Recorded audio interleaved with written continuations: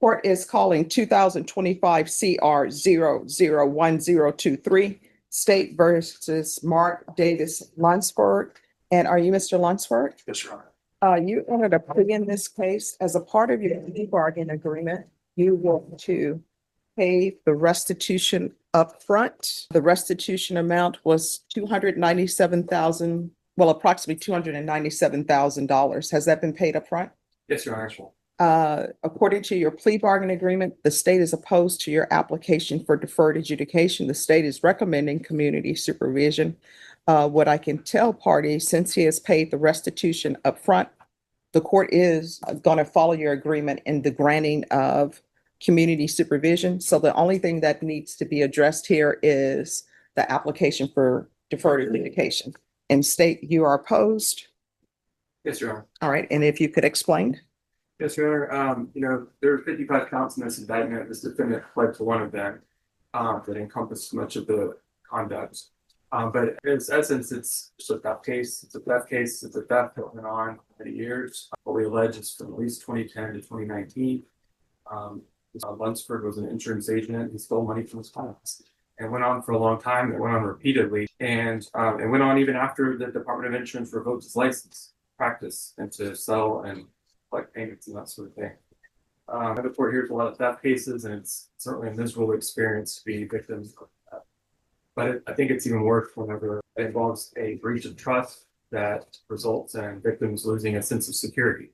We all rely on certain people to handle our money, and we trust them to do that, whether they be financial advisors, bankers, insurance agents, etc., CPAs.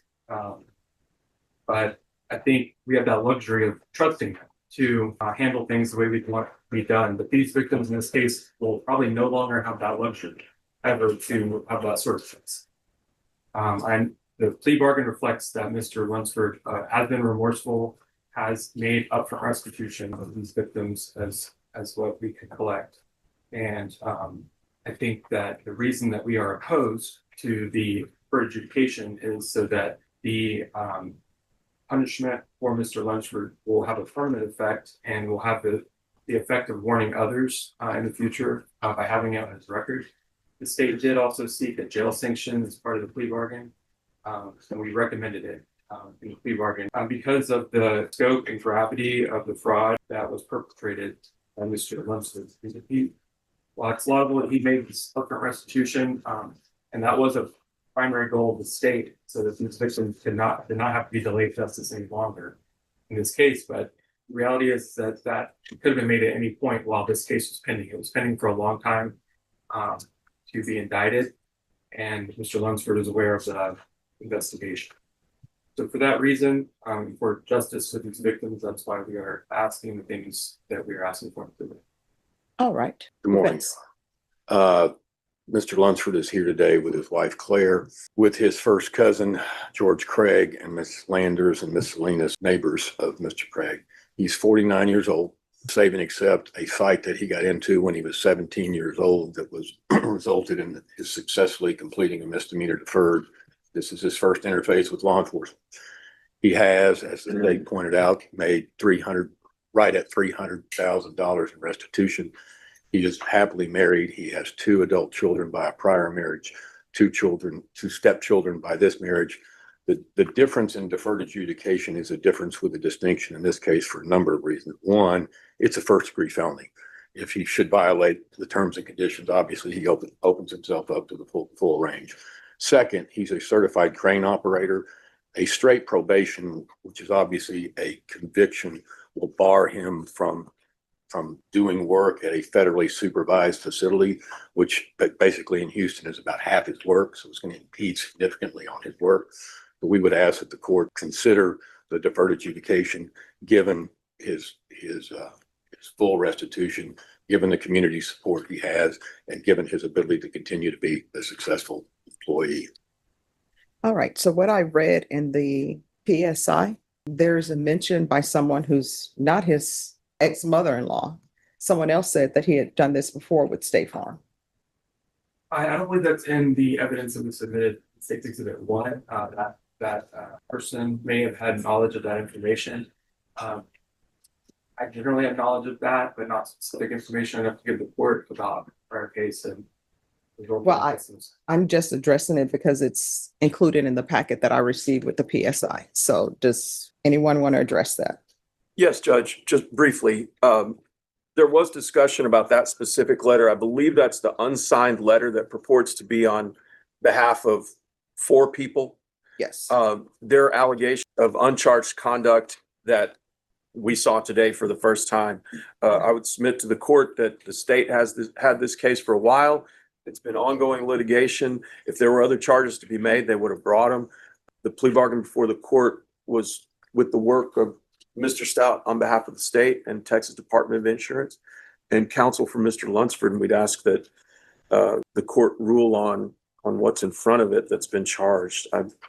It's just a vague allegation without a signature, and it's very difficult to address, Your Honor. All right. So are both parties asking the court to disregard that? Yes, ma'am. Yes, sir. All right, then the court will disregard that. One brief reply in response to Mr. Stout, Your Honor. He indicated that it took Mr. Lunsford a minute to effectuate restitution. We made it clear from day one when he was charged, I think back in February, that our intent was to pay this. It took Mr. Stout a while to get the restitution effectuated or together, which we understand. But we've always represented, we wanted to make restitution. All right, so here's my question. And I'm just trying to weigh on whether or not to grant his deferred or not.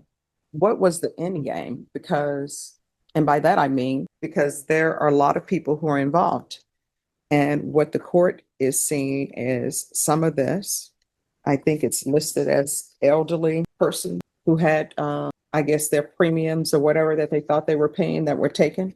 I mean, what did he not think anyone would ever report this? Did he not think that at some point somebody was going to need to use their insurance and then their insurance is canceled and they don't know about it? What? Judge, I can't crawl back in his mind back at the time. I think this was another example of, for lack of a better description, thinking that he could muscle his way through it and eventually get the insurance that these people wanted, and just never did. All right. Is there anything you wish to say? You want to raise your right hand? Do you solemnly swear or affirm the testimony you give will be the truth, and nothing but the truth, so help you God? I do. All right, you can lower your hand, state your name for the record. Mark. All right, what would you like to say? I submitted a written statement that just Oh, have you seen the statement? Is it the same one that's in Yes. this? Okay. just, offer my sincere remorse to all the victims, to everybody involved in this case. Take full responsibility. It left a mess in my way through decisions. But I mean, see, I love to have as much information as I can have. I'm trying to figure out, what were you thinking when you were doing this? Because it's more than one person. It's not, oh, I did this one time. Did you need money? I mean, what was the point? I was trying to cover bills, and it comes to the ball on me. I knew it was wrong at the time. I felt there was my course of action at that time, and that I would correct it, I would fix it, and it just got out. Doesn't excuse my actions. It was wrong. They're wrong. 2019, I walked away from all that. I've been employed by the then employer ever since. All right. Is there anything else? Nothing can say. All right, I'm going to give you a choice because it appears that you don't have any criminal history other than this. Is that correct? That's correct. Yeah. All right. And I've been asked to disregard certain things, and if there's no information before me that that the defense had a chance to question and put to the test of its truthfulness, then I'm not going to consider it. So these are your choices. This is your only choice. You have no other choice. 1, I'll grant your deferred for 10 years, but you're going to be taken into custody today, and it's going to be 180 days. 2, I can find you guilty, and I'm not going to give you any time as a condition of probation. Those are your only 2 choices. Take option 2 now. So no jail time. All right, the court is going to find you guilty. The court is going to sentence you to 10 years in the prison, suspended and probated for 10 years. There's to be regular reporting by Zoom or in person, regular random UAs. There's to be no employment handling any financial transactions. There's to be proof of employment within 45 days. No employment as a home healthcare provider or with minors. there's to be 200 hours of community service restitution. Probation, the felony anti-theft course, is that similar to CAT's 1 and 2 theft course, or is that something different? All right, so which do you think is most appropriate? That's 1 and 2 in my opinion. All right, CAT's 1 and 2 theft course. And does that encompass the MRT? No, Judge. All right, the MRT with regards to Houston, are you asking that it be transferred to Houston? Yes, ma'am. And I'm so sorry, is that Travis or Harris? It's Harris. Okay. Transfer to Harris County. Field visits, Ms. Abram, is if they do them 1 time per month for 6 months. And there's to be no contact with the complainants. Judge, one of the complainants is Mr. Lunsford's father. He did not ask for restitution, and he still enjoys a good relationship with his father. So I would ask that that not be enforced. All right, there's to be no contact with the complainants. The only exception is the defendant's father. Probation, is there anything else? Handling any type of financial transactions. Nothing else, Judge. Is there anything else you need from the court to be successful? No, Your Honor. Your Honor, did you assess a fine? I believe our plea bargain included it. All right, there's a $10,000 fine. The court will probate 5,000 of that. No one usually know where the fine goes. It ends up disappearing and we can never track it. That's not me, that's the government who cannot track it.